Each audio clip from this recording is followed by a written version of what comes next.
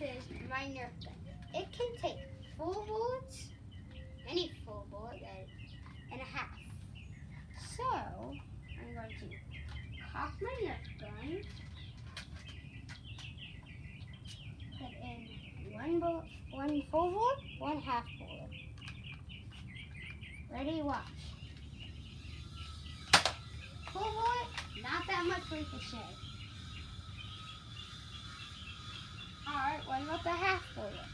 Half bullet's pretty strong, actually. You want to see? That can do that. So my friend got a half barrel, it's a barrel that can shoot half bullets and full bullets. And while he did that, we also did another modification.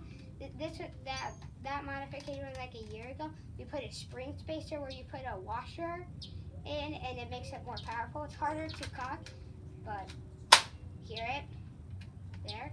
And in the actual Nerf gun, this is the plastic. That is the barrel. The actual Nerf gun looks like a flare gun. And where the air comes out, there's air restrictors. So we took those out. There's like 3 of them. And that makes this one really powerful. Okay guys, thanks for watching. But make sure to like and subscribe.